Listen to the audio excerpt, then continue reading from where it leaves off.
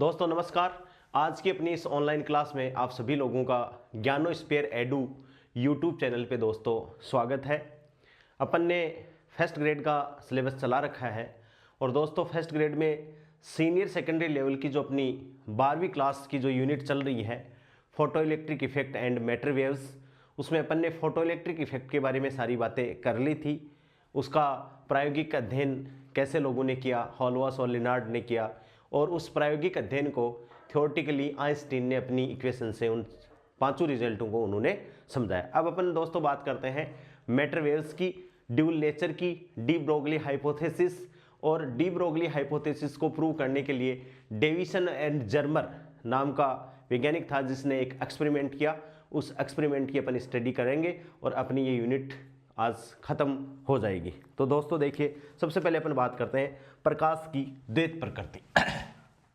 प्रकाश की द्वैत प्रकृति, वैसे इसके बारे में अपन पढ़ चुके हैं, लेकिन फिर भी मैं आपको रिवाइज करवा देता हूं कि द्वैत प्रकृति कैसे, कि कुछ फिनोमेना तो ऐसे थे जो अपन ने पढ़े हैं, जैसे कौन कौन से, अपवर्तन, अपवर्तन, परावर्तन,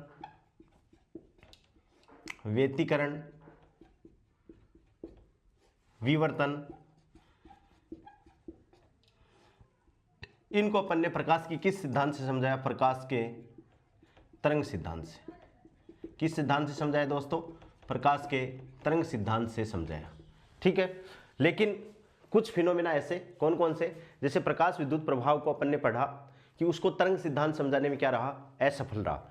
तो प्रकाश सिद्धांत को आइंस्टीन ने या अपन ने किस सिद्धांत के आधार पर समझाया? प्लांक के क्वांटम सिद्धांत के आधार पर। और प्लांक ने कहा था कि एनर्जी है वो छोटे छोटे बैंडल्स के रूप में होती है जिनको अपन फोटोन कहते हैं। तो कुछ फिनोमेना ऐसे थे, कौन कौन से, जैसे प्रकाश विद्युत प्रभाव, ठीक है, कॉम्पटन प्रभाव, आदर्श कृष्णिका,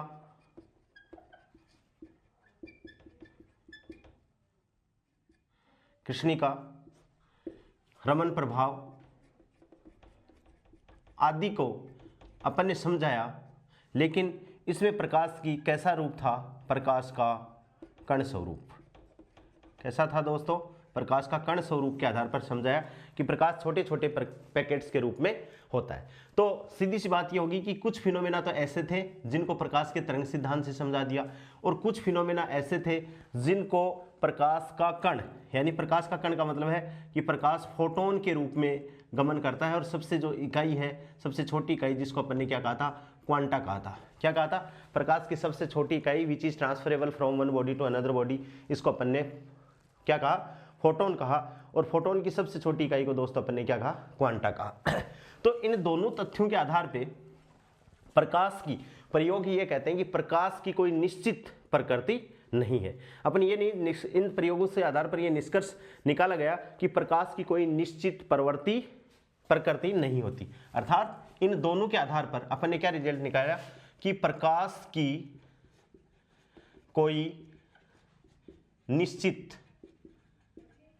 प्रकृति या प्रवृत्ति नहीं होती, प्रकृति नहीं होती है, कि प्रकाश की कोई निश्चित प्रकृति नहीं होती है। ये अपन ने निष्कर्ष निकाल दिया। तो फिर अपन ने क्या कहा कि कुछ फिनोमेना तो ऐसे हो गए जिनको प्रकाश से तरंग सिद्धांत से अपन ने समझा दिया, कुछ फिनोमेना ऐसा हो गए कि प्रकाश को कण स्वरूप से अपन ने समझा दिया। तो ऐसे लोगों ने कहा कि प्रकाश की कैसी प्रकृति है? प्रकाश की दोहरी, कैसी प्रकृति है दोस्तों? प्रकाश की दोहरी प्रकृति है, यानी प्रकाश की द्वैत प्रकृति मानी। क्या मानी? प्रकाश की लोगों ने मान लिया कि प्रकाश को अपन क्या मान लेते हैं? द्वैत प्रकृति मान लेते हैं। अर्थात प्रकाश है वो कण स्वरूप में भी बिहेव कर सकता है, और प्रकाश है वो तरंग स्वरूप में भी बिहेव कर सकता है। तो यहां से क्या हो गया कि प्रकाश की द्वैत प्रकृति मान ली। तो फिर एक वैज्ञानिक थे डी ब्रोगली ने, उसने ये कहा कि भाई प्रकाश पहले तरंग था फिर कण हो गया। ठीक है, तो क्या जिनसे पदार्थ बना है, पदार्थ किन किन से बना है दोस्तों? पदार्थ बना है इलेक्ट्रॉन, प्रोटॉन, न्यूट्रॉन, इनसे पदार्थ बना है, यानी परमाणु से बना है। पदार्थ की सबसे छोटी इकाई क्या है? परमाणु है। तो क्या ये कण तो है ही, तो क्या ये तरंग रूप की तरह बिहेव कर सकते हैं? क्या ये डी ब्रोगली ने कहा।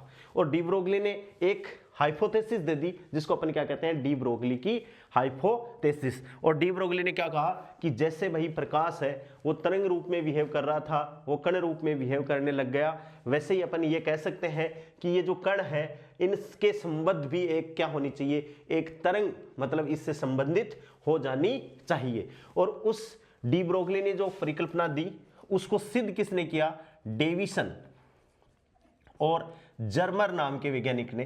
डेविसन और जर्मर, और इनके साथ में एक वैज्ञानिक और था जिसका नाम है जीपी थॉमसन। जिसका नाम क्या है दोस्तों, जीपी थॉमसन। कई बार तो एक एग्जाम में क्वेश्चन ये भी आया हुआ है कि डी ब्रोगली की हाइपोथेसिस को प्रूव करने के लिए कौन सा प्रयोग किसके द्वारा किया गया, उसमें दोस्तों डेविसन जर्मर का नाम नहीं आया था, जबकि अपन सारे लोग इसको किस नाम से जानते हैं, डेविसन जर्मर एक्सपेरिमेंट के नाम से जानते हैं। जबकि इसके साथ में एक वैज्ञानिक और थे जिसको अपन कहते हैं जीपी थॉमसन, वो भी इस प्रयोग को करने में उनके साथ साथ थे। तो डी ब्रोगली ने यह कह दिया कि भाई इन कणों की भी क्या होनी चाहिए, इनसे संबंधित भी क्या होनी चाहिए, कोई तरंग होनी ही चाहिए। तो अब देखो प्रकाश की गति समझ में आ गई होगी। अब देखो डी ब्रोगली की परिकल्पना कि डी ब्रोगली ने क्या कहा। डी ब्रोगली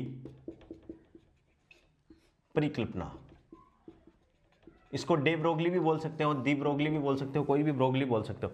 कल्पना की, क्या कल्पना की कि जिस प्रकार से, इसके अनुसार जिस प्रकार से प्रकाश की द्वैत प्रकृति का मतलब है कण और तरंग, जिस प्रकार से प्रकाश की द्वैत प्रकृति होती है, या जिस प्रकार से प्रकाश द्वैत प्रकृति दर्शाता है, उसी प्रकार से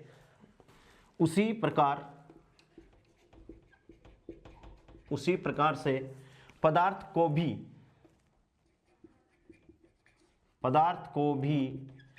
दोनों प्रकृति, अब पदार्थ कण रूप में तो होता ही है, दोनों प्रकृति का मतलब है तरंग एवं कण, पदार्थ की दोनों प्रकृति को दर्शाना चाहिए। यह बात किसने कह दी दोस्तों, डी ब्रोगली ने कह दी। और डी ब्रोगली ने कल्पना की, क्या कल्पना की दोस्तों, कि पदार्थ का दर्शाना चाहिए। उसके आधार पर इन्होंने क्या कल्पना की कि पदार्थ का कण स्वरूप होते हुए भी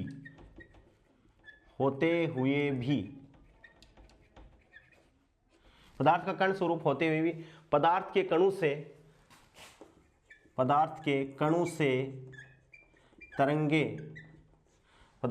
से तरंगे संबद्ध होनी चाहिए। क्या होनी चाहिए, यदि पदार्थ का कण स्वरूप तो है ही दोस्तों, और इनसे भी क्या होनी चाहिए, एक वेव है जो संबंधित होनी चाहिए। पदार्थ के कणों से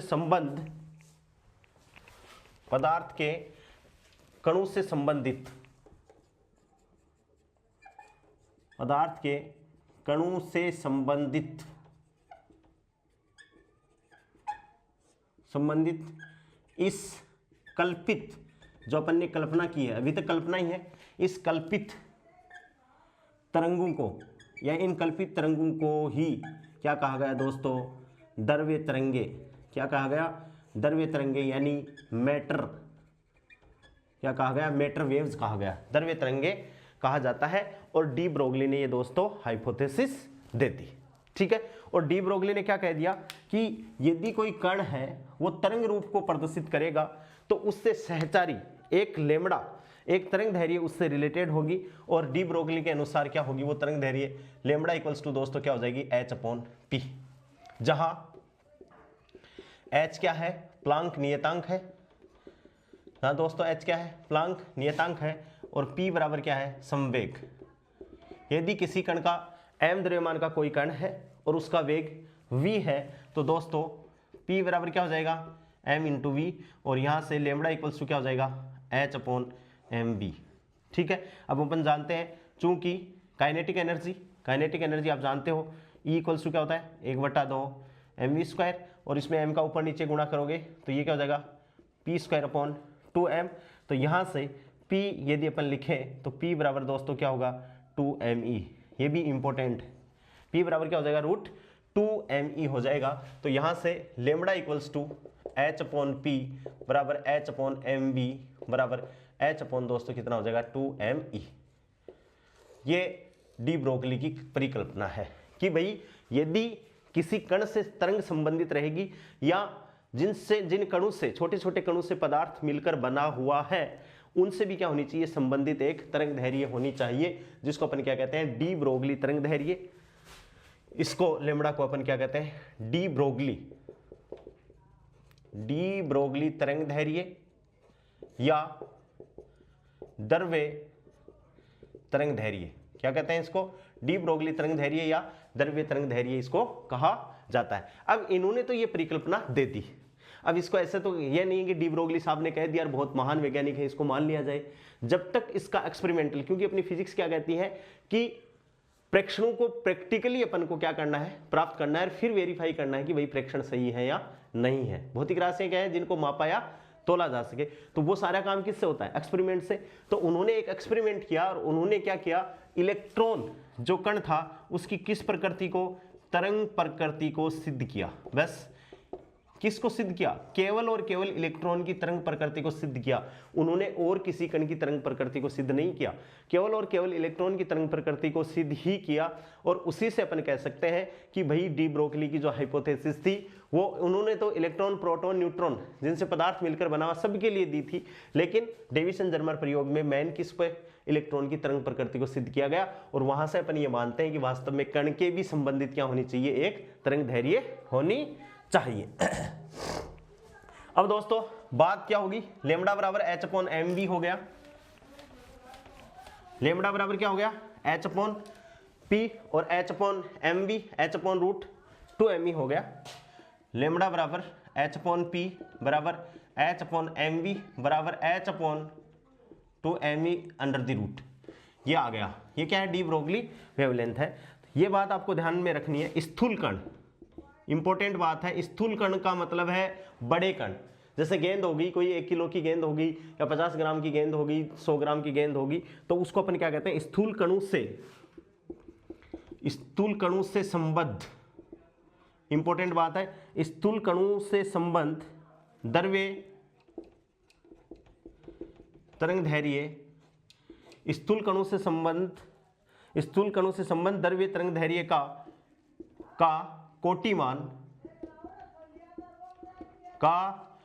कोटिमान कितना होता है लगभग, ये आपको याद रखना है 10 की घात -24 एंगस्ट्रम। क्या होता है 10 की घात -24 एंगस्ट्रम होता है, क्या होता है 10 की घात -24 एंगस्ट्रम होता है। जबकि सूक्ष्म तरंगे जिनकी तरंग दैर्घ्य का मापन संभव है, इसमें नेक्स्ट बात क्या है, जबकि सूक्ष्मतम तरंगे जिनकी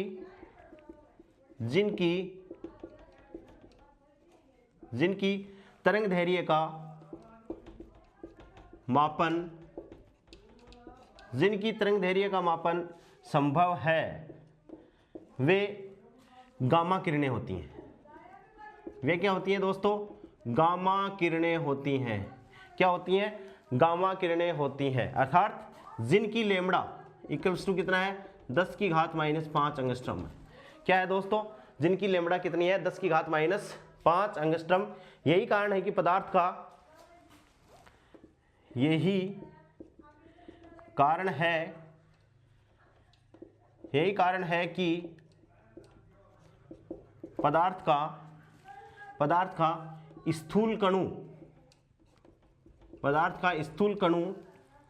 का तरंग स्वरूप प्रेक्षित नहीं होता है। स्थूल कणों का तरंग स्वरूप प्रेक्षित नहीं होता है। इस बात को आप ध्यान से थोड़ा सा वापस रिवाइज कर रहा हूं। लेमडा इक्वल्स टू दोस्तों कितना हो गया, H/P बराबर H/√2mE। स्थूल कणों से संबद्ध द्रव्य तरंग दैर्घ्य का कोटिमान कितना होता है, 10⁻⁻24 एंगस्ट्रॉम होता है। सूक्ष्मतम तरंगे जिनकी तरंग दैर्घ्य का मापन संभव है वे गामा किरणें होती हैं। अप्रोक्सीमेट इसकी ऑर्डर की गामा किरणों की जो दोस्तों लेमडा होती है, उनकी जो तरंग दैर्घ्य अपन निकालें तो वो एग्जैक्टली मैच खाएगी जो इन्होंने डी ब्रोगली साहब ने सोचा था। तो उनकी तरंग दैर्घ्य कितनी है, लेमडा बराबर 10⁻⁻5 एंगस्ट्रॉम है। यही कारण है कि पदार्थ का स्थूल कणों का तरंग स्वरूप प्रेक्षित नहीं होता है, अर्थात अति सूक्ष्म। इनका तो तरंग स्वरूप क्या नहीं होता, प्रेक्षित नहीं होता। अब अपन कह सकते हैं अति सूक्ष्म कण जैसे इलेक्ट्रॉन, प्रोटॉन, क्या है दोस्तों, इलेक्ट्रॉन, प्रोटॉन, न्यूट्रॉन, अल्फा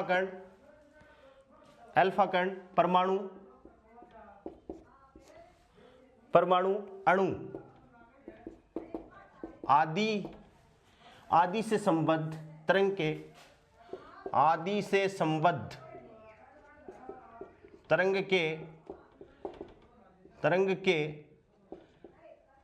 तरंग दैर्घ्य की कोटि, आदि के तरंग दैर्घ्य की कोटि कितनी होती है दोस्तों, की कोटि बहुत इंपॉर्टेंट बात है, 10⁻⁻10 मीटर होती है।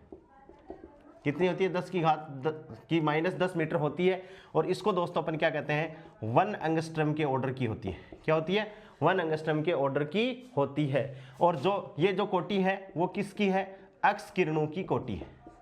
क्या है, एक्स किरणों की कोटि है, जो कि मापन की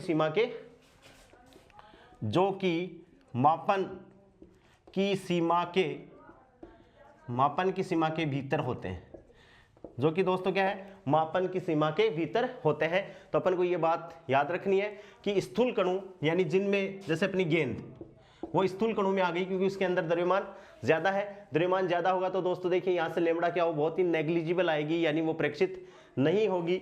जिन तरंगों की लेमड़ा कम होगी, जिनकी लेमड़ा बहुत कम है, जिनका मास क्या होगा, बहुत लेमड़ा 10⁻⁵ एंगस्ट्रॉम है, यही कारण है कि पदार्थ का स्थूल कणों का तरंग स्वरूप प्रेक्षित नहीं होता है।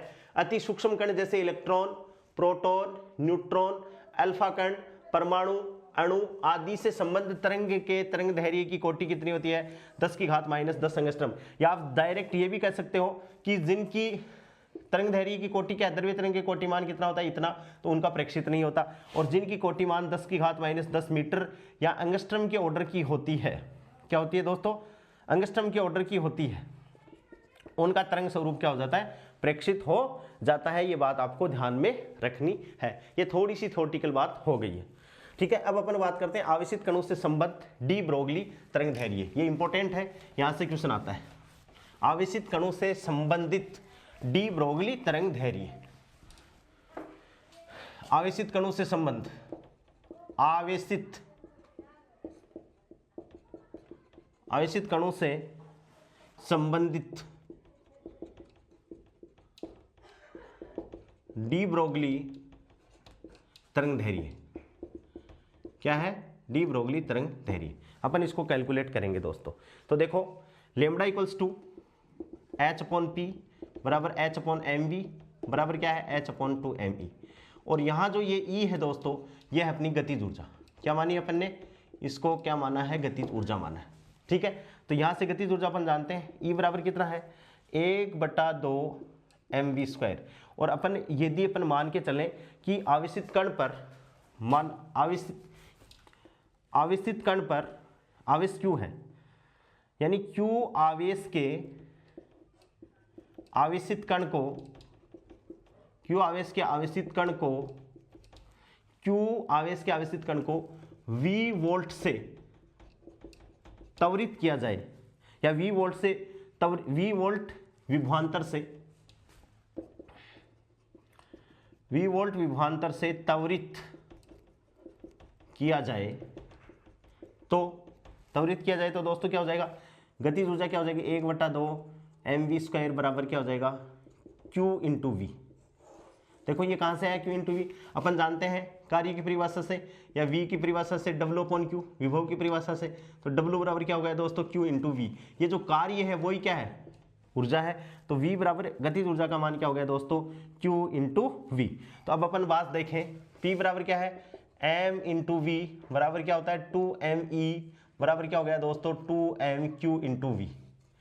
क्या हो गया 2mq इंटू वी। तो यहां से आवेशित कण से संबंधित, अतः आवेशित कण से संबंधित आवेशित कण से संबंधित डी ब्रोगली तरंग दैर्घ्य कितनी होगी दोस्तों लेमडा इक्वल्स टू h/p बराबर h/mv बराबर h/2me और बराबर h/2mq इंटू वी। ये अपने पास में क्या आ गया इक्वेशन आ गया जिसको अपन को याद रखना है। ठीक है, अब यहां से अपन जो इंपॉर्टेंट बातें हैं, लेमडा देखो h नियतांक है, q m, अब अलग अलग पार्टिकल की जब अपन बात करेंगे तो लेमडा है वो समानुपाती, ये तो h तो नियतांक है, तो लेमडा किस किस के व्युत्क्रमानुपाती हो गया दोस्तों देखो m, ठीक है, और किसके व्युत्क्रमानुपाती हो गया 1/q, और किसके व्युत्क्रमानुपाती हो गया 1/√v। यानी ये तीनों की वैल्यू यदि आप बढ़ाओगे तो लेमडा की वैल्यू क्या होगी कम होगी। इसको आप ऐसे लेमडा और 1/q और लेमडा, इस हिसाब से ये वैल्यू आ गई है। अब अपन अलग अलग कणों की, जैसे इलेक्ट्रॉन की, प्रोटॉन की, न्यूट्रॉन, कोई भी कण हो अपने पास में, उसकी डी ब्रोगली वेवलेंथ को अपन कैसे कैलकुलेट अपन करेंगे वो अपन को देखना है। तो देखो सबसे पहले अपन बात कर रहे हैं इलेक्ट्रॉन के लिए डी ब्रोगली तरंग दैर्घ्य। इलेक्ट्रॉन के लिए डी ब्रोगली तरंग दैर्घ्य क्या दोस्तों, इलेक्ट्रॉन के लिए डी ब्रोगली तरंग दैर्घ्य अपन को कैलकुलेट कर रहे हैं। अब इलेक्ट्रॉन का अपन जानते हैं लेमडा इक्वल्स टू अपने पास में क्या आ गया h/2mq इंटू वी। ठीक है, इलेक्ट्रॉन की बात कर रहे हैं तो मास ऑफ इलेक्ट्रॉन 9.11 गुणा 10⁻31 kg होता है। h इक्वल्स टू 6.623 गुणा 10⁻34 जूल इंटू सेकेंड होता है। q बराबर क्या है इलेक्ट्रॉन पे E, परिमाण रूप में 1.6 गुणा 10⁻19 और v का v पड़ा रहने दो। तो यहाँ से लेमडा इक्वल्स टू कितना हो गया दोस्तों 6.623 गुणा 10⁻34 बटे अंडर द रूट क्या हो गया 2 गुणा 9.11 गुणा 10⁻31, ठीक है, और गुणा 1.6 गुणा 10⁻19 और क्या हो गया दोस्तों रूट v, ये गुणा v आ गया। और जैसे ही इसको अपन सोल्व करते हैं तो आपको डायरेक्ट ये फॉर्मूला याद रखना है दोस्तों, लेमडा इक्वल्स टू 12.27 बटे रूट वी। कितना है लेमडा बराबर 12.27 बटे रूट वी अंगस्ट्रम। ये आपको याद रखना है, वेरी वेरी मोस्ट इंपॉर्टेंट है, यहाँ से क्वेश्चन आता है। वी है वो वोल्ट है और यहाँ से लेमडा किसके व्युत्क्रमानुपाती हो गया रूट वी के व्युत्क्रमानुपाती हो गया, ये यहाँ से निष्कर्ष निकल गया है। ठीक है, और यहाँ से अपन देखें इसको अपन करें, इसका स्क्वायर कर दें दोनों तरफ, इसका स्क्वायर करें तो एक टर्म और आती है, उसको भी आपको ध्यान में रखना है कि यहाँ से इसका स्क्वायर अपन करें दोस्तों तो लेमडा स्क्वायर बराबर क्या हो जाएगा 50/150 बराबर ये 144 होता है, तो 150/v, और ये तो क्या है अंगस्ट्रम है, और इधर v आएगा तो v बराबर कितना हो जाएगा दोस्तों 150 बटे लेमडा स्क्वायर। ये वाला फॉर्मूला भी बहुत जगह काम में लेंगे अपन।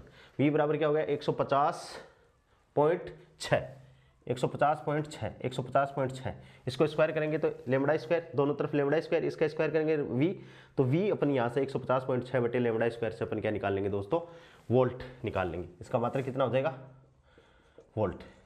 ठीक है, ये आपको ध्यान में रखना है।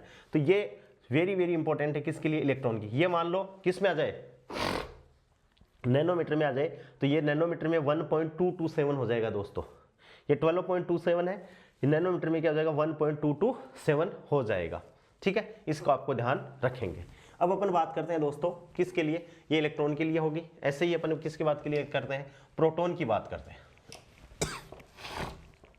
इलेक्ट्रॉन की समझ में आ गई। प्रोटॉन के लिए देखो ये लेमडा इलेक्ट्रॉन, अब लेमडा पी की बात कर रहे हैं तो एच अपॉन क्या हो गया दोस्तों 2mp, ठीक है, ई तो उतना ही और रूट वी। तो प्रोटॉन में ये एच की वही वैल्यू है, प्रोटॉन का द्रव्यमान कितना हो गया 1.67 गुणा 10 की पावर माइनस क्या है 27 kg है, ई का वही मान है। तो जैसे अपन लेमडा पी की वैल्यू यहाँ पूरी पुट करके अपन लिखेंगे दोस्तों, तो अल्फा पार्टिकल के लिए कितना आ जाएगी 0.101 बटे रूट वी एंगस्ट्रॉम क्या हो जाएगी, याद आप रखना। प्रोटॉन का मतलब होता है दोस्तों 1H1, प्रोटॉन का क्या मतलब होता है 1H1 या प्रोटियम या हाइड्रोजन, ठीक है।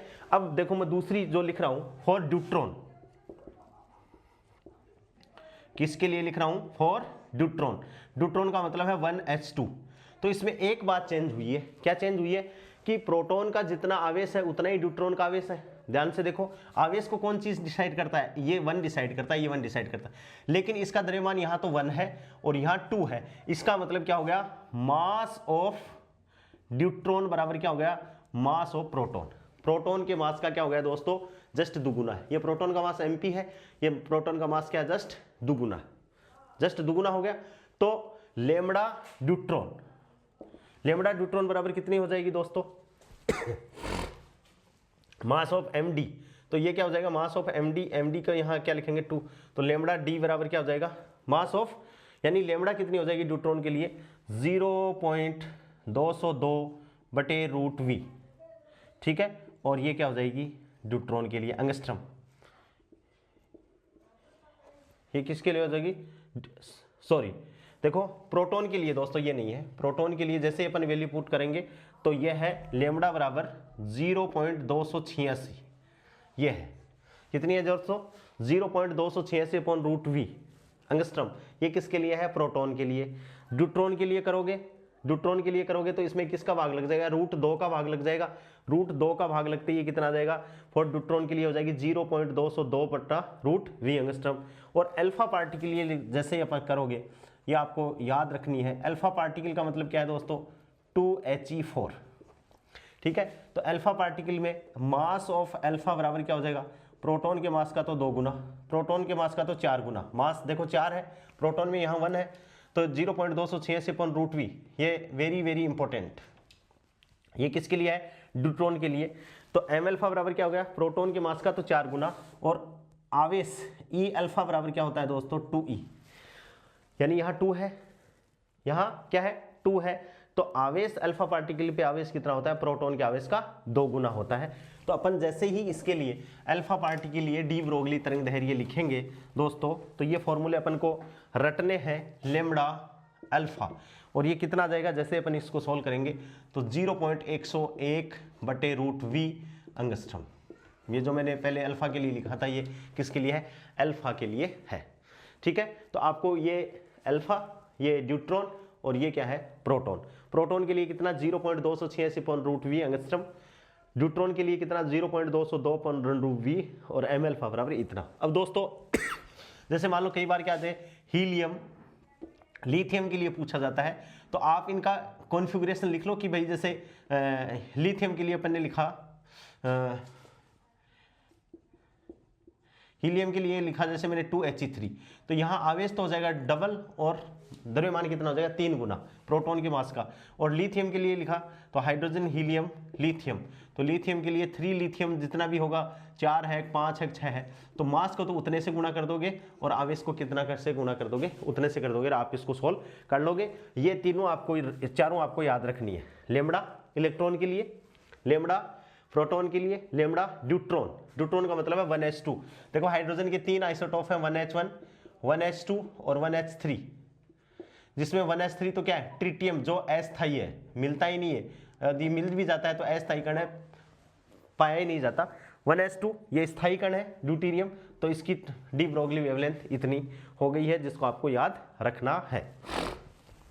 अब ये तो हो गए अपने पास में आवेशित कणों की डी ब्रोगली वेवलेंथ। अब अपने पास में कुछ कण ऐसे भी हैं जो अनावेशित है, तो अनावेशित कणों की डी ब्रोगली वेवलेंथ भी क्या होनी चाहिए, होनी चाहिए। तो उसके लिए अपन क्या निकालते हैं, तो अपन नेक्स्ट अपना टॉपिक है अनावेशित कणों की डी ब्रोगली वेवलेंथ। क्या है दोस्तों, अनावेशित कणों की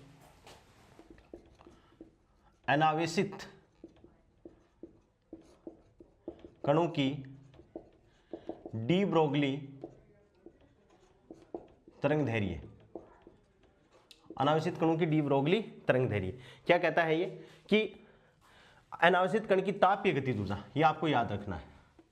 अनावेशित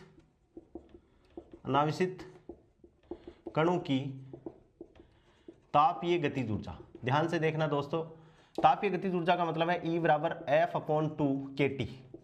F क्या है दोस्तों, डिग्री ऑफ फ्रीडम, स्वतंत्रता की कोटि। क्योंकि मैक्सवेल ने क्या कहा था, मैक्सवेल बोल्ट्जमैन ने ये कहा था कि जितनी डिग्री ऑफ फ्रीडम होंगी, एक डिग्री ऑफ फ्रीडम की दिशा में एनर्जी कितनी है, kT। तो अपन देखें साधारण कण 3 डायमेंशन में होता है, तो 3 डायमेंशन होती है, तो 1 में kT, 2 में kT, 3 में kT, तो kT plus kT plus kT, यानी ये कितना आ जाएगा दोस्तों, E बराबर 3/2, सॉरी 1/2 kT, 1/2 kT होता है। तो तीन डायरेक्शन में 3 डिग्री ऑफ फ्रीडम 3 है, तो कितनी हो जाएगी तापीय गतिज ऊर्जा, अनावेशित कणों की तापीय गतिज ऊर्जा कितनी है दोस्तों, 3/2 kT, जहां k तो क्या है, बोल्ट्जमैन नियतांक, और T क्या है दोस्तों, T तापमान केल्विन में, T क्या है, तापमान है, किस में है दोस्तों, केल्विन में तापमान।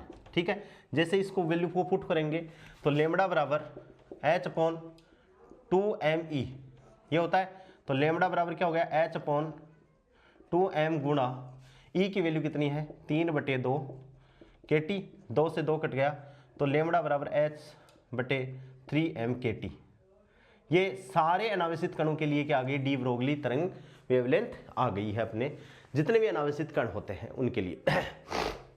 ठीक है, m है न्यूट्रॉन का, न्यूट्रॉन की जब अपन बात कर रहे हैं तो m न्यूट्रॉन का मास है, जो कितना होता है 1.675, प्रोटॉन के मास से थोड़ा सा ज्यादा, गुणा 10⁻27 kg, ये आपको याद रखना है। अब दोस्तों डी ब्रोगली साहब ने जो अपनी कल्पना दी थी, उसकी कल्पना के अकॉर्डिंग अपन ने सूक्ष्म कणों की डी ब्रोगली वेवलेंथ को अपन ने कैलकुलेट कर लिया, इलेक्ट्रॉन का कर लिया, प्रोटॉन, अल्फा पार्टिकल, न्यूट्रॉन, इनके लिए कर लिया, और अनावेशित कणों के लिए भी अपन ने ये कर लिया। लेकिन जो ये हाइपोथेसिस दी थी, इसको अपन सिद्ध कैसे करें, तो उसको सिद्ध करने के लिए डेविसन जर्मर का प्रयोग किया गया। क्या किया गया दोस्तों, डेविसन जर्मर का प्रयोग किया गया। तो उस प्रयोग में उन्होंने कौन सा इंस्ट्रूमेंट काम में लिया था, वो सभी चर्चा अपन करते हैं। डेविसन जर्मर का उपकरण काम में लिया गया, तो ध्यान से देखिए दोस्तों, उसमें क्या क्या काम में लिया गया। उसमें सबसे पहले तो क्या लिया गया, एक गन, जहां से मतलब इलेक्ट्रॉनों की बौछार करवाएगी। ऐसे तो इलेक्ट्रॉन निकलेंगे नहीं, तो यहां से देखो डायग्राम बना रहा हूं, ये एक फिलामेंट है इस हिसाब से।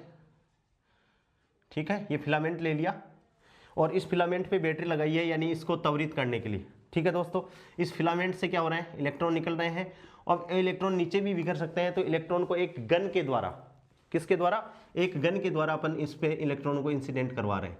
ऐसे ये आ गए, और फिर इसको एक गन का रूप दे दिया ऐसे। ठीक है, इस हिसाब से इलेक्ट्रॉन को गन कर लिया, और इसमें एक अपन ने ऐसे लगा दिया। ठीक है, और इसको कनेक्ट कर दिया अपन हाई टेंशन बैटरी से, हाई टेंशन बैटरी से इसको कनेक्ट कर देंगे, माइनस पॉजिटिव, नेगेटिव, पॉजिटिव, और फिर ऐसे हाई टेंशन बैटरी लगी हुई है। ठीक है, यह हाई टेंशन बैटरी त्वरक वोल्टता, इसको दोस्तों क्या कहेंगे, त्वरक वोल्टता कहेंगे। डेविसन जर्मर एक्सपेरिमेंट का अपन प्रयोग कर रहे हैं। ये इलेक्ट्रॉन गन, ये क्या है, इलेक्ट्रॉन गन, यहां से इलेक्ट्रॉन फेंके जा रहे हैं। ठीक है, ये फिलामेंट जहां से इलेक्ट्रॉन क्या हो रहे हैं, फिलामेंट जहां से इलेक्ट्रॉन उत्सर्जित हो रहे हैं, फिलामेंट। ठीक है दोस्तों, अब ये जो इलेक्ट्रॉन का पुंज यहां से निकलेगा, इसके आगे अपन ने क्या लगाया, एक निकिल क्रिस्टल। क्या लगाया दोस्तों, एक निकिल का क्रिस्टल लगाया है। ठीक है, ये निकिल के क्रिस्टल पे आएगा, ये निकिल का क्रिस्टल है। तो निकिल के क्रिस्टल में बहुत सारी लेयर्स होती हैं, जिसमें निकिल के क्या है, परमाणु। ठीक है, और जब इन निकिल के क्रिस्टलों से जो इलेक्ट्रॉन पुंज है, ये जो निकल रहा है इलेक्ट्रॉन पुंज, ये क्या निकला दोस्तों, इलेक्ट्रॉन पुंज, इस इलेक्ट्रॉन पुंज को डिटेक्ट करने के लिए अपन ने क्या लगा दिया, एक रोटेटर डिटेक्टर लगा दिया ऐसे, जो चारों तरफ रोटेट कर रहा है। क्या लगा दिया, चारों तरफ रोटेट कर रहा है रोटेटर। और इस पे अपन ने क्या करा दी, एक फ्लैश, और जो जिंक सल्फाइड की एक फ्लैश है कि जैसे ही कोई इलेक्ट्रॉन यहाँ से टकरा करके इसमें जाएगा, चाहे किधर भी जाए, मूवेबल है, ठीक है। और इसके साथ में अपन ने क्या कनेक्ट कर दिया दोस्तों, एक गैल्वेनोमीटर कि भाई विक्षेप आ जाएगा, और गैल्वेनोमीटर को अपन ने यहाँ भू संपर्कित कर दिया। ये दोस्तों क्या है, पैमाना, ठीक है। पैमाने को अपन ऐसे निकाल सकते हैं, ठीक है।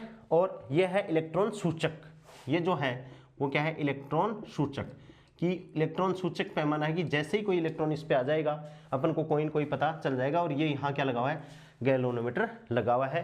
ये पूरा इसमें इंस्ट्रूमेंट काम में लिया गया है, ठीक है। ये जो इलेक्ट्रॉन गन है दोस्तों, इसमें किस विधि द्वारा, तो इलेक्ट्रॉन गन से इलेक्ट्रॉन को त्वरित किया जाएगा तापायनिक उत्सर्जन द्वारा। इंपॉर्टेंट बात है, किसके द्वारा, तापायनिक उत्सर्जन के द्वारा। अपन ने इलेक्ट्रॉन को त्वरित करने की स्टार्टिंग में जब किसी धातु की प्लेट से इलेक्ट्रॉन निकले थे तो 3 तरीके बताए थे, उसमें तापायनिक उत्सर्जन था, फिर फील्ड उत्सर्जन था, और फिर फोटोइलेक्ट्रिक उत्सर्जन था। तो तापायनिक उत्सर्जन के द्वारा या तापायनिक उत्सर्जन विधि द्वारा इलेक्ट्रॉनों को इच्छित ऊर्जा के इलेक्ट्रॉनों में बदला जाता है। यहाँ से जितनी भी अपन को एनर्जी चाहिएगी उस एनर्जी में अपन इसको बदल लेंगे। उसके बाद में दोस्तों अपन ने ये जो क्रिस्टल लगाया है, ये कौन सा क्रिस्टल है, निकिल का क्रिस्टल लगाया है। तो इसमें भी खास बात है, क्यों लगाया है निकिल का क्रिस्टल, तो आपको ये लिखना है, पुंज को विवर्तित करता है निकिल क्रिस्टल त्रिविम विवर्तन ग्रेटिंग की भांति। किसकी भांति, त्रिविम, इंपॉर्टेंट क्वेश्चन आया हुआ है, त्रिविम विवर्तन ग्रेटिंग,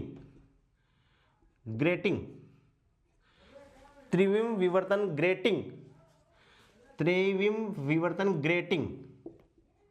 ग्रेटिंग। अपन आपको याद हो तो बीएससी सेकेंड ईयर में प्रैक्टिकल प्रयोग करते हैं जिसमें अपन को कलर दिखाई देते हैं। त्रिविम विवर्तन ग्रेटिंग की भांति क्या करता है, व्यवहार करता है। और ये इलेक्ट्रॉन पुंज इससे टकरा कर यहाँ आ रहे हैं, ठीक है दोस्तों। आयनन कक्ष ये वाला, ये क्या है, आयनन कक्ष है ये पूरा, जिसमें क्या होता है, फिलामेंट से इलेक्ट्रॉन उत्सर्जित हो रहे हैं, फिर इलेक्ट्रॉन गन तापायनिक उत्सर्जन द्वारा इच्छित ऊर्जा के इलेक्ट्रॉनों में बदल रहा है, वो यहाँ क्रिस्टल से आ रहे हैं। क्रिस्टल निकल क्रिस्टल से विवर्तित होकर टकरा करके ये एक अलग अलग एंगल पे आ रहे हैं, जिनको अपन क्या कर रहे हैं दोस्तों, डिटेक्ट कर रहे हैं। तो आयनन कक्ष में क्या होता है, ये जो आयनन कक्ष है क्या है, आयनन कक्ष है, इसमें क्या होता है, इलेक्ट्रॉन किरण पुंज को संसूचित करता है। निकिल क्रिस्टल से आयनन, ये है आयनन कक्ष, ये वाला, ये क्या करता है, निकिल क्रिस्टल से आयनन कक्ष क्या करता है, आयनन निकिल क्रिस्टल से विवर्तित, निकिल क्रिस्टल से विवर्तित इलेक्ट्रॉन किरण पुंज को डिटेक्ट करता है, सहसूचित करता है। क्या करता है दोस्तों, डिटेक्ट करता है, ठीक है। और निष्कर्ष एवं परिणाम क्या निकला कि जैसे ही इस वोल्टेज को अपन वेरी करवाते हैं, कितने वोल्टेज से, 48 वोल्टेज से लेकर लगभग 60 वोल्टेज तक वेरी करवाते हैं, तो अपन को एक निश्चित वोल्टेज पे, यानी लगभग इंटेंसिटी, इस ग्राफ से जो तीव्रता प्राप्त होती है आई, वो इस हिसाब से प्राप्त होती है। वो कितने कोण पर, फाई बराबर 50 डिग्री के कोण पर। और वोल्टेज कितना होता है दोस्तों, 54 वोल्ट। वोल्टेज कितना होता है दोस्तों, 54 वोल्ट होता है। तो तीव्रता अपन को किस मैक्सिमम तीव्रता का अपन को ग्राफ प्राप्त होता है इससे। तो इस ग्राफ तो 48 पे भी है, 52 पे भी है, फिर 56 पे भी है, 4 का या 2 का अंतर लेके एक्सपेरिमेंट किया होगा। तो 48 वोल्टेज से 60 वोल्टेज तक इसको वेरी करवाया, माइनस प्लस, ठीक है। तो 54 वोल्ट पे 50 डिग्री एंगल पे अपन को क्या है, बहुत ही अच्छे रिजल्ट प्राप्त हुए। ग्राफ कैसा प्राप्त हुआ, इस हिसाब से अपन को परिणाम प्राप्त हुए हैं। तो ये मैं आपको थोड़ा सा बता दे रहा हूँ, समझ में आ गए। सबसे पहले जैसे ग्राफ अपन को बने, तो ये तीव्रता है और ये वोल्टेज, तीव्रता और वोल्टेज, ठीक है। तो तीव्रता अपन को किस हिसाब से प्राप्त हुई, इस हिसाब से, ठीक है। ये क्या है, 54 वोल्ट से कम पर, वोल्टेज की वैल्यू कितनी है दोस्तों, 54 वोल्ट से कम, यानी voltage is less than from 54 volt. ठीक है, तो ये एंगल अपन को पता नहीं, लेकिन जैसे ही बात कितने पे गई, 54 वोल्ट पे आ गई। कितने पे आई, 54 वोल्ट पे। V बराबर कितना, 54 वोल्ट। तो ये ग्राफ अपन को कैसे प्राप्त हुआ, एकदम इसकी इंटेंसिटी इस हिसाब से। तो ये जो इंटेंसिटी यानी ये पीक, ये जो पीक है वो कितने डिग्री कोण पर प्राप्त हुए अपन को, 50 डिग्री कोण पर प्राप्त हुए। यानी सबसे अच्छा रिजल्ट क्या हुआ दोस्तों, ये ही प्राप्त हुआ है अपन को। या ये वाला कोण है वो 50 डिग्री, ठीक है ना। अब इसके बाद में जैसे रिजल्ट अपन ने वोल्टेज को क्या किया, ये तीव्रता है, वोल्टेज की value greater than from 54 volt हुई, तो इतनी तीव्रता नहीं हुई, फिर भी तीव्रता के इस हिसाब से ग्राफ अपन को प्राप्त होने लगे। कितने प्राप्त होने लगे इस हिसाब से होने लग गए। और ये प्रायोगिक, और यहां से भी अपन ने देखा कि थीटा की वैल्यू कितनी हुई, 50 डिग्री। थीटा की वैल्यू कितनी हुई, 50 डिग्री। यानी अपन ये इस ग्राफ को कि ये जो अपना है ये निकिल क्रिस्टल, कि जैसे ये निकिल क्रिस्टल है, ये जो मैंने निकिल क्रिस्टल बनाया है ये निकिल क्रिस्टल है, और इस पे जैसे कोई प्रकाश इलेक्ट्रॉन आ रहा है, जैसे इस पे ये इलेक्ट्रॉन आ रहा है इस हिसाब से, ठीक है। तो इलेक्ट्रॉन जब डिफ्लेक्ट होगा, ये इलेक्ट्रॉन डिफ्लेक्ट होगा, तो इसकी भी तीव्रता कितनी होगी दोस्तों, इतनी होगी, ठीक है। तो यहां अपन ये क्या कह सकते हैं कि ये कितना है इलेक्ट्रॉन, इलेक्ट्रॉन को अपन ने कितना किया, 54 वोल्ट। तो यहां से जो अपन को एंगल प्राप्त हुआ वो कितना प्राप्त हुआ, फाई = 50 डिग्री। तो आपको ये भी इंपॉर्टेंट क्वेश्चन है कि डेविसन जर्मर प्रयोग में किस कोण पर तीव्रता अधिकतम आई, 50 डिग्री के कोण पर, और वोल्टेज कितना लिया दोस्तों उन्होंने, 54 वोल्ट लिया। कितना वोल्टेज लिया उन्होंने, 54 वोल्ट लिया। तो विवर्तन का जैसे अपन ने माप किया, विवर्तन मापन से इलेक्ट्रॉनों के साथ विवर्तन मापन से दूसरी बात, एक इंपॉर्टेंट क्वेश्चन ये भी आ जाता है कि डेविसन जर्मर प्रयोग में प्रकाश के किस घटना का वर्णन किया जाता है। तो ये पूरा का पूरा प्रयोग दोस्तों है वो विवर्तन की घटना पर आधारित है। कौन सी घटना होती है इसमें, विवर्तन होती है। इसमें ब्रेग का नियम लगता है, और ब्रेग का नियम क्या कहता है दोस्तों, 2d sin थीटा बराबर n लैम्बडा। इसे अपन क्या कहते हैं, विवर्तन के लिए ब्रेग का नियम। 2d sin थीटा बराबर क्या होता है दोस्तों, n लैम्बडा, या 2d को अपन कह देते हैं कैपिटल D, साइन फाई बराबर क्या है दोस्तों, n लैम्बडा। और जहां फाई की वैल्यू अपने पास में कितनी आई है, 50 डिग्री, और कैपिटल D की वैल्यू निकल क्रिस्टल के लिए कितनी होती है, 2.15 एंगस्ट्रम। ये भी आपको याद रखना है। ये दोनों जो समीकरण है ये ब्रेग के नियम है, और किसके लिए काम में आया है, जो अपन ने विवर्तन जो फिनोमेना है उसको एक्सप्लेन करने के लिए ये काम में आए हैं, ठीक है। तो इससे विवर्तन मापन से जो अपन ने मापा है दोस्तों, विवर्तन मापन के साथ तरंग संबंधित तरंग दैर्ध्य अपन को कितनी प्राप्त हुई, 1.65 एंगस्ट्रम। कितनी प्राप्त हुई, 1.65 एंगस्ट्रम। और 54 वोल्ट के लिए अपन ने वैसे प्रयोग किया, तो उसके लिए हम लेमड़ा 54 वोल्ट, जैसे लेमड़ा इक्वल्स टू कितनी होगी, 12.27/√v एंगस्ट्रॉम। तो यहाँ से अपन ने जैसे 54 वोल्ट को रखा, तो यहाँ से लेमड़ा कितनी प्राप्त हुई दोस्तों, 1.67 एंगस्ट्रम। तो ये दोनों, यानी एक तो थ्योरेटिकल होगी और एक क्या है दोस्तों, एक्सपेरिमेंटल, दोनों क्या है, लगभग बराबर है। तो अपन ये कह सकते हैं कि डेविसन जर्मर प्रयोग से एक ही तथ्य निकल के आया कि इलेक्ट्रॉन की तरंग प्रकृति क्या है दोस्तों, इलेक्ट्रॉन की तरंग प्रकृति को सिद्ध किया गया।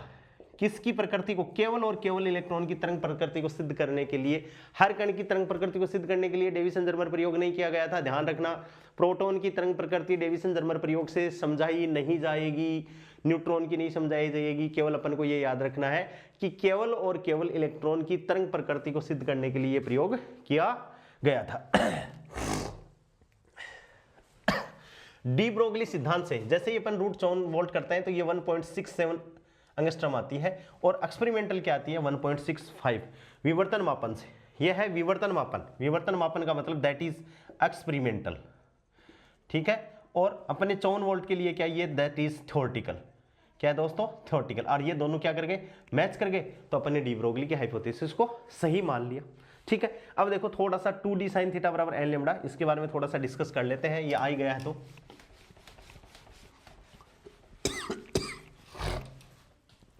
अपन ने दोस्तों क्या लिया है, निकिल लिया है। तो अपन ऐसा मान लेते हैं कि निकिल में इस हिसाब से इंटर एटॉमिक मॉलिक्यूलर ऐसे जुड़े होते हैं, निकल के जो परमाणु ऐसे, ठीक है। एक दूसरी लेयर मैंने ये बना दी, निकल को बनाया, निकल को जूम कर लिया, ये निकल बनाया था अपन ने इस हिसाब से, निकल का क्रिस्टल जिस पे इलेक्ट्रॉन पुंज आपतित हो रहा था।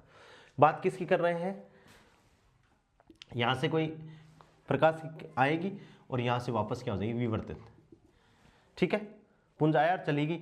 ये जो कोण है कौन सा, ये कोण है वो दोस्तों थीटा है, ठीक है। ये किरण आ गई, ये इसका विलंब हो गया, ये यहां से चलेगी, ये कोण थीटा है सतह के साथ में।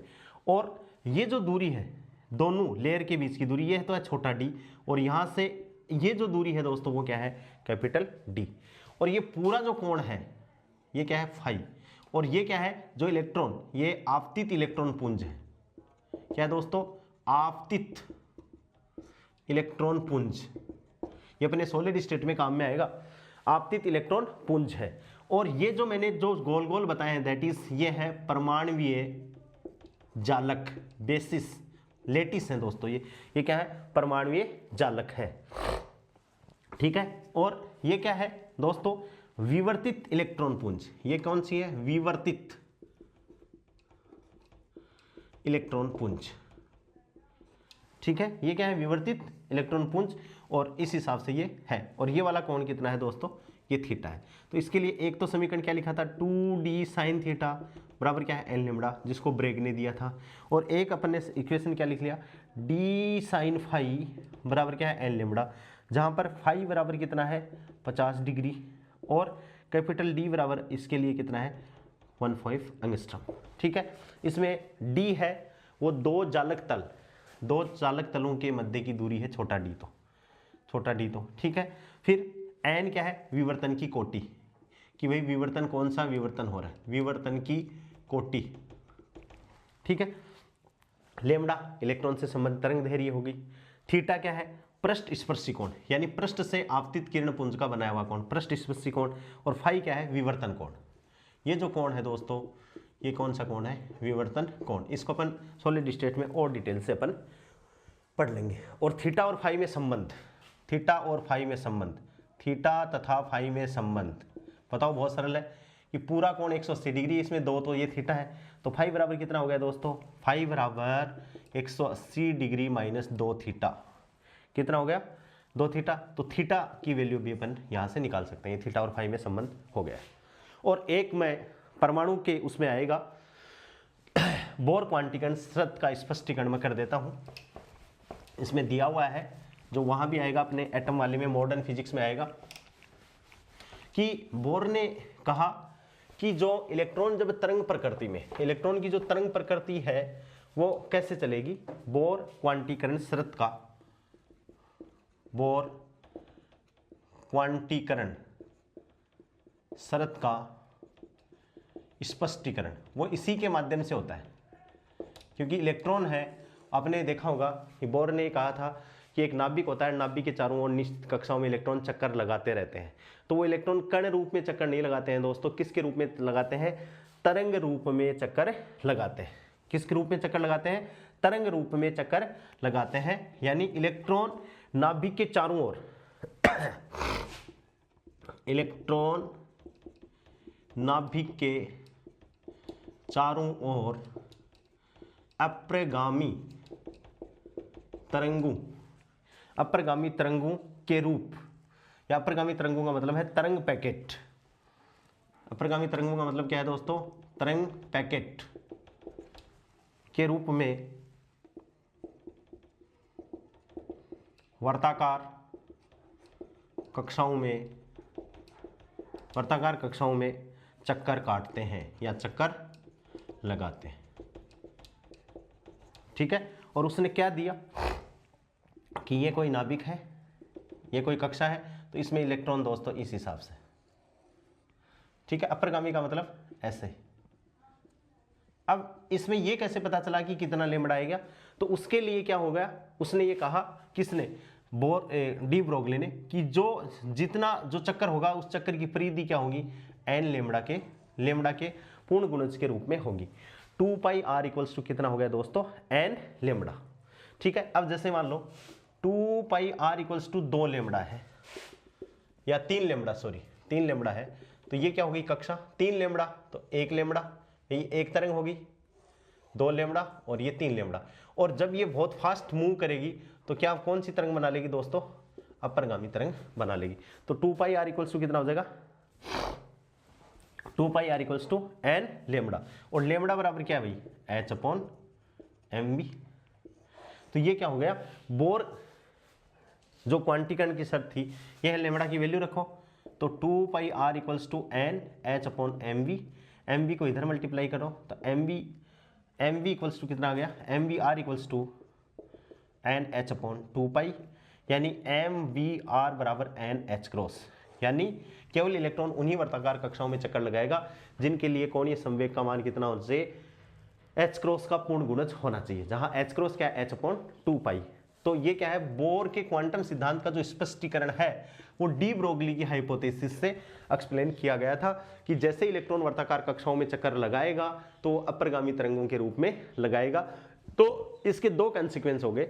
डेविसन जर्मर प्रयोग ने तो ये बोल दिया कि इलेक्ट्रॉन की तरंग प्रकृति होती है, डेविसन जर्मर, और एक वैज्ञानिक और नाम ले रहा हूं मैं दोस्तों, जीपी शर्मा जीपी थॉमसन, ठीक है, उन्होंने दोनों ने डेविसन एक्सपेरिमेंट किया और उन्होंने कहा कि इलेक्ट्रॉन की तरंग प्रकृति होती है, और उस इलेक्ट्रॉन की तरंग प्रकृति को काम में कहां लिया गया, बोर के द्वारा जो अपनी जो सेकंड पोस्टुलेट थी, जो सेकंड अभिग्रही था, उसको एक्सप्लेन करने में काम में लिया गया, ठीक है, उसी के द्वारा ये आता है, बाकी बोर ने तो डायरेक्ट इसको दिया था, ठीक है, ठीक है। इस हिसाब से दोस्तों ये आपका जो चैप्टर है 12वीं क्लास की वो कंप्लीट होगी। ये इसमें एक्स्ट्रा है जो एटम वाले चैप्टर में आएगा, लेकिन अपन ने यही पढ़ ली है। और अब इसके अपन कुछ न्यूमेरिकल करते हैं, कुछ तो अब न्यूमेरिकल करेंगे, ये पूरी होगी यूनिट दोस्तों, और कुछ बाद में एक नई क्लास में इसके पूरे न्यूमेरिकल मैं आप लोगों को करवाऊंगा। अब दोस्तों देखिए पहला क्वेश्चन, ये जो मैं क्वेश्चन आपको करवा रहा हूँ वेरी वेरी इंपॉर्टेंट। और दोस्तों मैं एक बात आपको और एक्सप्लेन कर देता हूँ, जैसे कल 29 तारीख को सेकंड ग्रेड का पेपर हुआ था, उसमें फिजिक्स के 11वीं 12वीं के 40 क्वेश्चन आए हैं, और उन क्वेश्चनों का लेवल ये है कि उनको पढ़ने में भी इतने बड़े बड़े क्वेश्चन आए हैं, इतने बड़े बड़े उन्होंने दिए हैं। यदि किसी बच्चे ने उनको निकाल के किए होंगे तो उतने अंडर प्रेशर में वो उन क्वेश्चनों को सॉल्व नहीं कर पाएगा, यदि बहुत उसकी अच्छी प्रैक्टिस नहीं है। तो मेरा फिर आप लोगों से यही कहना है कि अपन को न्यूमेरिकल क्वेश्चनों की अप्रोच बहुत अच्छे से लगानी है। 11वीं 12वीं तो आपको नीट लेवल तो दोस्तों लेना ही लेना है, और रही बात अपनी यूजी और पीजी का, तो पेपर तो स्टैंडर्ड का ही आएगा। अब आप लोग यदि पहले की आरपीएससी एग्जाम जैसे 2011 की, 16 की, 17 की बात करोगे कि वैसे ही आ रहे हैं, तो वैसा पेपर का स्टैंडर्ड नहीं आने वाला है। पेपर का स्टैंडर्ड बहुत अच्छा आएगा, इसलिए आप लोगों को बहुत अच्छी तैयारी करनी है। आप हार्ड स्टैंडर्ड की तैयारी लेके चलोगे दोस्तों, तो वो वाली तैयारी तो आपके कोई मायने ही नहीं रखेगी, इसलिए आपको तैयारी बहुत अच्छे से करनी है। पहला क्वेश्चन देखिए दोस्तों, इंपॉर्टेंट, वेरी इंपॉर्टेंट क्वेश्चन है। यदि इलेक्ट्रॉन का संवेग, बहुत अच्छा क्वेश्चन है, यदि इलेक्ट्रॉन का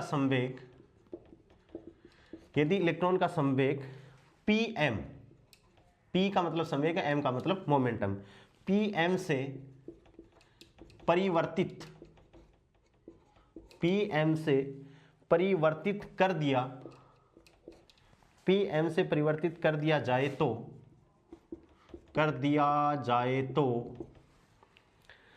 उससे संबद्ध कर दिया जाए तो उससे संबद्ध डी ब्रोगली तरंग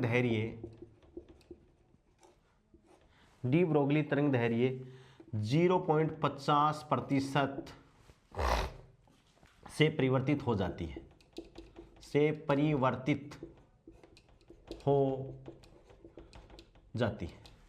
किससे परिवर्तित हो जाती है, 0.50% से परिवर्तित हो जाती है। इलेक्ट्रॉन का प्रारंभिक संवेग क्या होगा, इलेक्ट्रॉन का प्रारंभिक संवेग क्या होगा। दोस्तों इस चैप्टर में इससे स्टैंडर्ड का कोई क्वेश्चन नहीं हो सकता, बहुत अच्छा है। यदि आपने ऐसा क्वेश्चन नहीं किया हुआ तो दोस्तों यही समझ में नहीं आ रहा क्या तो दे दिया और क्या अपन को कैलकुलेशन करनी है। इलेक्ट्रॉन का संवेग pm से परिवर्तित कर दिया जाए, पहले कुछ संवेग होगा, फिर उसका संवेग pm से अपन ने परिवर्तित कर दिया जाए तो तरंग दैर्घ्य में 0.50% से परिवर्तित हो जाती है। तो दोस्तों अपन को दे दिया डी लेमड़ा अपॉन लेमड़ा बराबर 50.50/100। इसका मतलब क्या हो गया, यह हो गया 1/200। ठीक है, या परिवर्तन हुआ है, या आप ये कह सकते lambda dash minus lambda upon lambda बराबर कितना हुआ गुणा 100, परसेंटेज में है तो 0.50%, ये आपको दे दिया। तो जैसे D lambda upon lambda equals to 0.50 बट्टे या 0.5/100 यानी 1/200। समझ में आ गई बात। और डेल्टा पी अपन को कितना दे दिया भाई कि परिवर्तन कितना होता है, पी एम हो जाता है। तो अब अपन जानते हैं चूंकि P बराबर de Broglie wavelength h upon lambda, lambda के सापेक्ष dp अपॉन डे लेमड़ा, इसका अवकलन कर दो दोस्तों तो ये क्या बच गया minus h upon lambda square. क्या हो गया minus h upon lambda square implies that dp upon D lambda बराबर, इसको अपन ने कर लिया minus h upon lambda into 1 upon lambda, और h अपॉन लेमड़ा दोस्तों क्या हो गया dp अपॉन डी लेमड़ा बराबर minus p upon lambda, h upon lambda को अपन ने क्या रख दिया p, implies that dp upon p minus बराबर डी लेमड़ा अपॉन लेमड़ा, और मॉडुलस रूप में अपन ले तो dp अपॉन p बराबर क्या हो गया डी लेमड़ा अपॉन लेमड़ा हो गया दोस्तों। तो यहां से डी लेमड़ा अपन को d दे दिया और dp अपन ने माना है pm, तो ये क्या हो गया दोस्तों pm अपॉन p बराबर 1/200 दैट इज p। तो p बराबर कितना हो गया, वजन गुणा कर दो ऐसे, तो ये क्या उतना हो गया 200 pm। बहुत अच्छा question, very very good question. यदि क्वेश्चन किया हुआ है तो आप लगा पाओगे, अदरवाइज नहीं लगा पाओगे। ठीक है, बहुत सिंपल सा क्वेश्चन है, लेकिन अपना को पता होना चाहिए कि भाई ये होगा कैसे। ठीक है, समझ में आ गई। अब देखिए दूसरा क्वेश्चन दोस्तों, एक न्यूट्रॉन को, यही कर देता हूं, एक न्यूट्रॉन को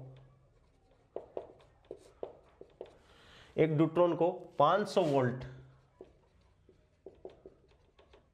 विभव से, एक न्यूट्रॉन को 500 वोल्ट विभव से त्वरित किया गया,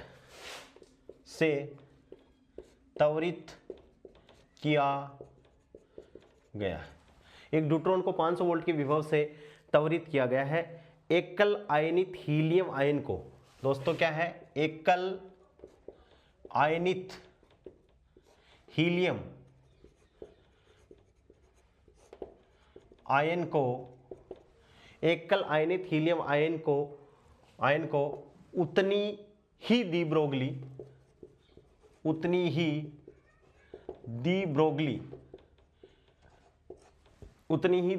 तरंग दैर्घ्य के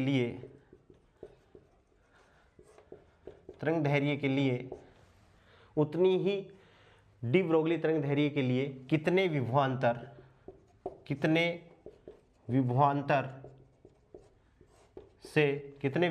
से त्वरित करना होगा। क्वेश्चन को ध्यान से पढ़ना है। एक न्यूट्रॉन है जो 500 वोल्ट की विभवांतर से त्वरित किया जा रहा है उसको। ठीक है, फिर क्या बोल रहा है एकल, अब जैसे हीलियम की बात करें अपन दोस्तों 2He4 होता है हीलियम, एकल आयनित बोल दिया तो इसमें क्या हो गया भाई, इस पे धनात्मक आवेश यानी यहां पर क्या हो गई, एक की कमी होगी तो 1He4 हो गया ये पॉजिटिव, और न्यूट्रॉन क्या होता है 1H2। इसका मतलब दोस्तों इस पर आवेश की वैल्यू क्या होगी, समान होगी। एकल आयनित हीलियम का मतलब है कि न्यूट्रॉन पे और हीलियम पे आवेश दोनों पर क्या हो गया, समान हो गया। ठीक है, और लेमड़ा क्या है, समान है, उतनी ही डी ब्रोगली। ठीक है, तो डी ब्रोगली तरंग दैर्घ्य कितनी होगी, h/2mq × v under the root. ठीक है, यहां से अपन देखें तो हियर m या m क्या चीज अचर आ जाएगी, m और v बराबर क्या आ जाएगा, अचर, कांस्टेंट हो जाएगा, क्योंकि भाई लेमड़ा अचर है तो एक के लिए लेमड़ा h भी नियतांक हो गया, 2m एकल आयनित है ना, m और v दोनों का गुणनफल क्या हो गया, अचर हो गया, q फिक्स हो गया, तो mv बराबर क्या आएगा, नियतांक आ गया। ठीक है, अब v क्या है, पोटेंशियल डिफरेंस है, v क्या है, पोटेंशियल डिफरेंस, और q दोनों का क्या है, समान है। क्योंकि ये अपन ने बोल दिया है पहले ही। तो यहाँ से 2 के लिए तो ये क्या हो गया, m helium MHE into VHE बराबर क्या हो गया, MD ड्यूट्रॉन V ड्यूट्रॉन। ठीक है, तो अब देखो MD VD हो गया। अब अपन को क्या करना है भाई, मास अपन को देखना है। तो ये क्या है, ठीक है। अब अपन बात कर रहे हैं किसको त्वरित कर रहे हैं, एक ड्यूट्रॉन को, ड्यूट्रॉन यानी ये 500, तो ये लो 500 गुणा इसका मास कितना ड्यूट्रॉन का 2, इसका निकालना है VHE, और इसका द्रव्यमान कितना भाई 4। देख लो ये 4 है, प्रोटॉन के मास का 4 गुना और ये प्रोटॉन के मास का 2 गुना। तो यहाँ MD तो कितना आ गया 2 MP गुणा 500, और यहाँ इसको क्या कर दो 4 MP गुणा VHE, MP से MP कट गया तो 4 VHE बराबर कितना आ गया दोस्तों 2 गुणा 1000, MP से MP कट गया तो VHE बराबर कितना आ गया 1000/4, यानी कितना आ गया 250 वोल्ट। कितना आ गया 250 वोल्ट आंसर आ गया। ये भी क्या है, सवाल बहुत अच्छा है। ठीक है, क्वेश्चन नंबर देखो 3, 2 क्वेश्चन समझ में आ गए। क्वेश्चन नंबर 3 देखिए दोस्तों,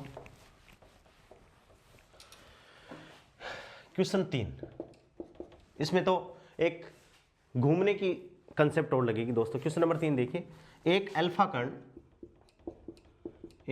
कण 0.83 सेमी है दोस्तों, सेमी त्रिज्या वाले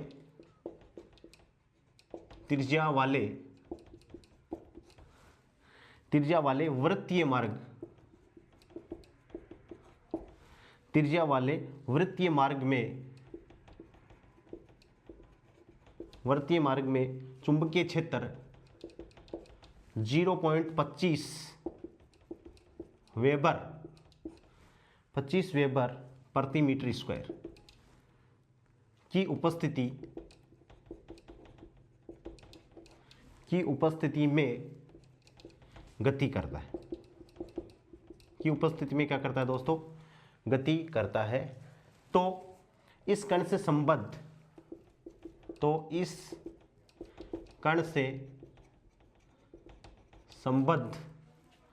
डी ब्रोगली तरंग दैर्ध्य का मान कितना होगा, का मान याद करो, का मान याद करना है दोस्तों। देखिए ठीक है भाई, लेमड़ा बराबर H/P। अब दोस्तों P निकालना है। एक अल्फा कण है, 0.83 सेमी त्रिज्या वाले वृत्तीय मार्ग में चुंबकीय क्षेत्र की बात आ रही है। ठीक है, अब दोस्तों चुंबकीय क्षेत्र की बात आ रही है तो चुंबकीय क्षेत्र में कण को वर्ताकार घूमने के लिए क्या चाहिए, अभिकेंद्रीय बल। और चुंबकीय क्षेत्र की बात आ रही है तो F = कितना होता है, QV×B यानी QVB। यहां से एक V से एक V कट गया तो दोस्तों MV बराबर कितना आ गया, QBR। और ये क्या होता है P, तो P बराबर इसके लिए कितना हो गया दोस्तों, QBR। अब ये सरल हो गया क्वेश्चन, H/ क्या हो गया, QBR हो गया। अब आप इसको सॉल्व कर लोगे, तो सॉल्व कर लोगे तो मैं वैल्यू पुट कर देता हूं, लेमड़ा बराबर H 6.623 गुणा 10⁻34 बट्टे Q कितना भाई, क्या है अल्फा कण है तो अल्फा कण के आवेश 2 इलेक्ट्रॉन, प्रोटॉन के आवेश का 2 गुना, तो 2 गुणा 1.6 गुणा 10⁻19 B दे रखा है कितना 0.25 वेबर प्रति मीटर स्क्वायर। तो 0.25 का 0.25 क्योंकि ये टेस्ला है, MKS इकाई है, और गुणा सेंटीमीटर है, इसको अपन मीटर में बनाएंगे तो 100 से गुणा, तो ये कितना होगा 83 गुणा 10⁻4। भाई 2 दशमलव तो 83 वाले और 2 अपन ने और लगा दिए तो इसकी वैल्यू अपने पास में आएगी लेमड़ा = 0.01 एंगस्ट्रॉम। कितनी आएगी दोस्तों, 0.01 एंगस्ट्रॉम। ये कंसेप्ट थी इसलिए मैंने आपको ये बता दिया, बहुत इजी है। नेक्स्ट क्वेश्चन देखिए, क्वेश्चन नंबर 4। क्वेश्चन नंबर 4 क्या है दोस्तों, प्रोटॉन, न्यूट्रॉन तथा अल्फा कण के लिए, अच्छा वेरी इंपॉर्टेंट क्वेश्चन है, प्रोटॉन, न्यूट्रॉन तथा अल्फा कण के लिए, प्रोटॉन न्यूट्रॉन तथा अल्फा कण के लिए तरंग दैर्घ्य का अनुपात ज्ञात करो के लिए तरंग दैर्घ्य का अनुपात ज्ञात करो यदि उन्हें समान विभवांतर से त्वरित किया जाए, यदि उन्हें समान विभवांतर से त्वरित किया जाए। विभवांतर v की वैल्यू क्या है, समान है, बहुत सिंपल हो गया। क्या हो गया लेमडा बराबर क्या हो गया दोस्तों, h/2me, यानी लेमडा बराबर h/q इंटू वी। तो देखो इसमें क्या क्या चीज़ हो जाएगी कि लेमडा है, h है, ठीक है, और QV हो गया। तो lambda equals to V volt से समान है, तो वी को तो छोड़ दो, तो लेमडा इक्वल्स टू क्या आ गया, m इंटू क्यू। इसी में परिवर्तन होगा, बाकी परिवर्तन होगा ही नहीं।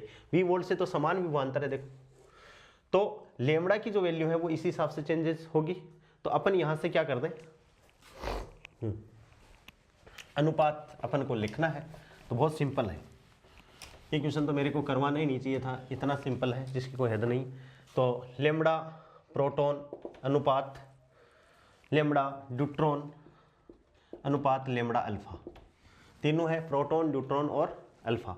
इसके लिए तो ये क्या हो गया दोस्तों, प्रोटॉन के लिए 1/mp/qp अनुपात 1/md/qd अनुपात 1/m-α/q-α।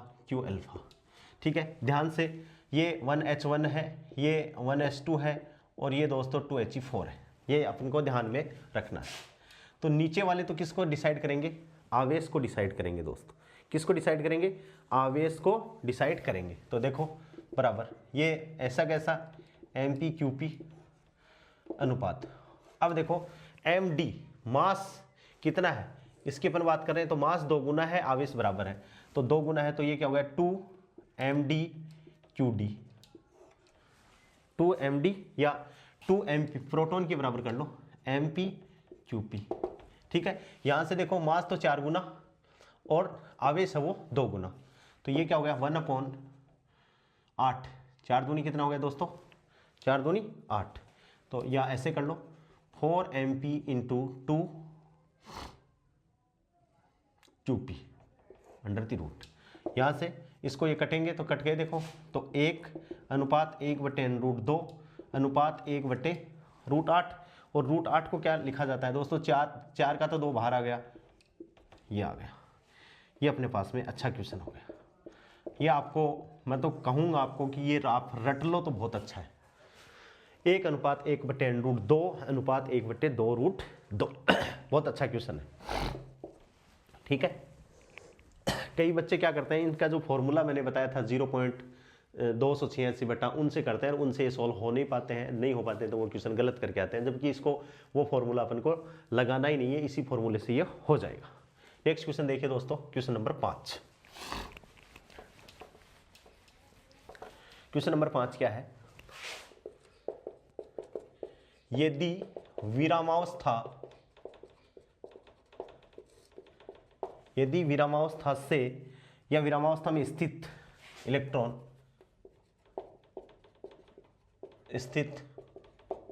विरामावस्था में स्थित इलेक्ट्रॉन एवं प्रोटॉन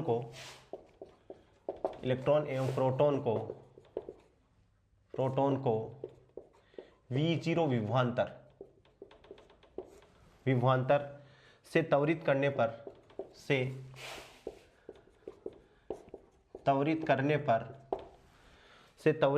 पर इनसे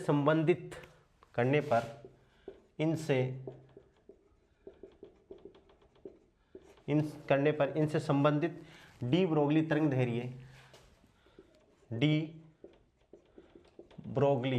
दैर्घ्य लेमडा ई तथा लेमडा पी है, तो लेमडा ई तथा लेमडा पी के मध्य संबंध बताओ। बहुत सरल संबंध बताओ। समान विभवांतर है, वोल्टेज क्या है दोस्तों, समान।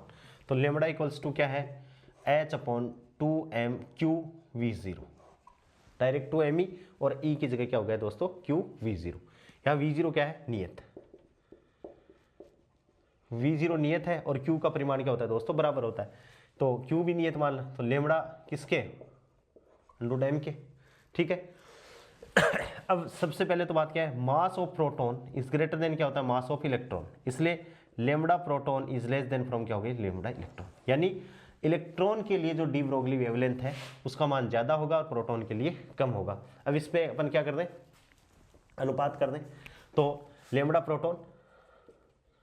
प्रोटॉन बराबर k/mp, ठीक है। ऐसे ही लेमड़ा इलेक्ट्रॉन बराबर क्या हो जाएगा, k/me, ठीक है। तो lambda e upon lambda p बराबर क्या हो जाएगा, mp/me, क्या है, व्युत्क्रमानुपाती।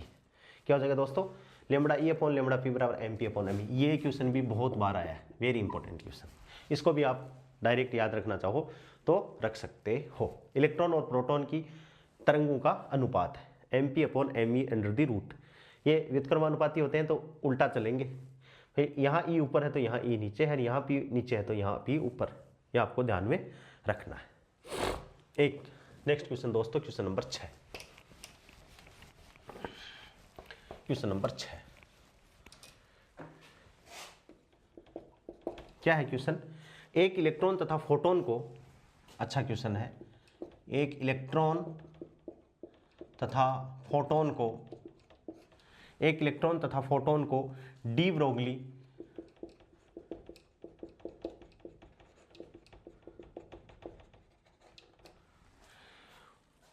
तरंग दैर्घ्य समान दी गई है।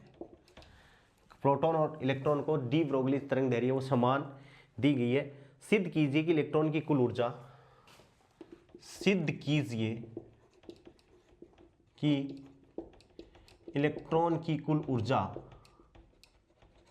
इलेक्ट्रॉन की कुल ऊर्जा फोटोन की ऊर्जा से ज्यादा है। दोस्तों यदि ये सिद्ध नहीं करवा के वैसे क्वेश्चन आए तो अपन सारे इसका आंसर क्या करेंगे, फोटोन करेंगे, क्योंकि अपन ने तो प्रकाश विद्युत प्रवाह में पढ़ लिया कि जब कोई फोटोन आपतित होगा वो अपनी इलेक्ट्रॉन को ऊर्जा देगा और इलेक्ट्रॉन बाहर निकल जाएगा। इसका मतलब इलेक्ट्रॉन की ऊर्जा से वो ऊर्जा क्या है, ज्यादा है, जबकि ये है कि समान डी ब्रोगली तरंग दैर्घ्य, ठीक है। क्या है दोस्तों, समान डी ब्रोगली तरंग दैर्घ्य। अपन इलेक्ट्रॉन की कुल ऊर्जा बात करें, इलेक्ट्रॉन की कुल ऊर्जा क्या होगी, mc²। भाई इलेक्ट्रॉन की कुल ऊर्जा की बात करें, वैसे इलेक्ट्रॉन की कुल ऊर्जा है, मान रहे इलेक्ट्रॉन की कुल ऊर्जा, आइंस्टीन के द्रव्यमान ऊर्जा संबंध से इलेक्ट्रॉन की कुल ऊर्जा, ठीक है। और लेमड़ा बराबर क्या है भाई, h/mv, और m यहां से अपन ने क्या लिए, m बराबर हो गया h/λ/v। ये समीकरण नंबर 1, ये समीकरण नंबर 2। तो यहां से ई बराबर कितना आ गया दोस्तों, ये वैल्यू पुट करेंगे m की, तो hc²/λv, hc²/λv। फोटोन की ऊर्जा, तो ई फोटोन बराबर कितनी होती है, hc/λ, ठीक है। तो यहां से ई बटे EP अपन निकालें बराबर, तो देखो hc²/λv गुणा, इसको उल्टा कर दें, λ/sc, तो E/EP बराबर कितना आ जाएगा भाई, C/v। देखो SC से SC कट गया, एक लेमड़ा से लेमड़ा कट गया, C/v, ठीक है। अब C की वैल्यू क्या होती है, V से ज्यादा, प्रकाश का वेग ज्यादा होता है, तो ये C/v क्या आ जाएगा, ग्रेटर देन 1, एक से बड़ा। तो E/EP ग्रेटर देन क्या हो गया, 1, यानी E इज ग्रेटर देन क्या हो गया, EP। यदि इलेक्ट्रॉन तथा फोटोन को समान तरंग दैर्घ्य से अपन क्या करते हैं, समान तरंग दैर्घ्य दी गई है, लेमड़ा समान दिया गया है, डी ब्रोगली वेवलेंथ समान दी गई है, तो क्या होगा दोस्तों, इलेक्ट्रॉन की जो ऊर्जा है वो किससे ज्यादा हो जाएगी, फोटोन की ऊर्जा से ज्यादा हो जाएगी। एक नेक्स्ट क्वेश्चन मैं लिख के दे रहा हूं, वो आप लोगों को करना है कैलकुलेशन। अच्छा क्वेश्चन,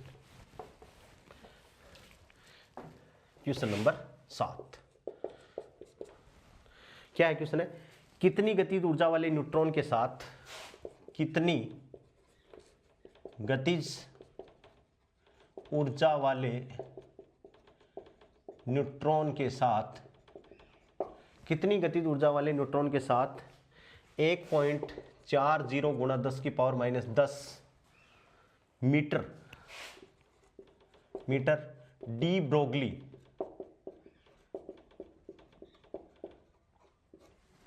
ब्रोगली तरंग दैर्घ्य संबद्ध होगी। डी ब्रोगली तरंग दैर्घ्य संबद्ध होगी। न्यूट्रॉन का द्रव्यमान आपको दे दिया, मास ऑफ न्यूट्रॉन आपको दिया 1.75 गुणा 10 की पावर माइनस 27 kg, और H बराबर दोस्तों दिया हुआ 6.62 गुणा 10 की power minus 34 joule into second. ठीक है, तो सबसे पहले तो आपको क्या करना है, lambda equals to H upon M V. ठीक है, यहाँ से v equals to H upon M lambda निकालना है। भाई ये वेवलेंथ दे दिया आपको, न्यूट्रॉन कितनी गतिज ऊर्जा डी ब्रोगली, ये वेवलेंथ है, तो आपको पहले v निकालना पड़ेगा, v बराबर एच अपॉन एम लेमडा से। h की वैल्यू 6.62 गुणा 10 की पावर माइनस 34, इलेक्ट्रॉन की 9.1 गुणा 10 की पावर माइनस 31, और वेवलेंथ कितनी है 1.4 गुणा 10 की पावर माइनस 10। ठीक है दोस्तों, ये मीटर प्रति सेकंड में आएगा। और फिर गतिज ऊर्जा क्या है, 1/2 mp²। तो गतिज ऊर्जा बराबर 1/2 गुणा m, ये रहा 1.675 गुणा 10 की पावर माइनस 27, और v² का मतलब 6.62 गुणा 10 की पावर माइनस 34 बटे 9.1 गुणा 10 की पावर माइनस 31 गुणा 1.4 गुणा 10 की पावर माइनस 10 का होल स्क्वायर। इसको आपको सोल्व करना है, ये आपकी न्यूट्रॉन की गतिज ऊर्जा आ जाएगी। और कितने आएगा आंसर, 6.69 गुणा 10 की पावर माइनस 21 जूल। ऐसा क्वेश्चन सेकंड ग्रेड में दोस्तों ऐसे क्वेश्चन आए। अब यदि इसकी कैलकुलेशन ना करें तो आंसर नहीं आएगा, और यदि कैलकुलेशन कर लिया तो ये 2 क्वेश्चनों के बराबर टाइम खा जाएगा। ठीक है, तो आपकी लोगों की प्रैक्टिस रहेगी तो आप इसको सॉल्व कर पाओगे। अदरवाइज तो जैसे मैंने लिख के छोड़ दिया, आपने भी लिख के छोड़ दिया कि हाँ भाई एग्जाम में कर लेंगे, तो एग्जाम में दोस्तों गुणा भाग नहीं होंगे, क्योंकि एग्जाम में आदमी अंडर प्रेशर होता है और गुणा भाग भी गलत होने के चांसेस रहते हैं। ये मेरा पर्सनल एक्सपीरियंस आप लोगों के सामने है। इस हिसाब से दोस्तों अपन को अच्छे से तैयारी करनी है, और चैनल आपको सब्सक्राइब करवाना है, ताकि अपन इसको और जोश और शोर से मतलब इसको अपन आगे ले जा सकें। बहुत बहुत धन्यवाद, थैंक्स।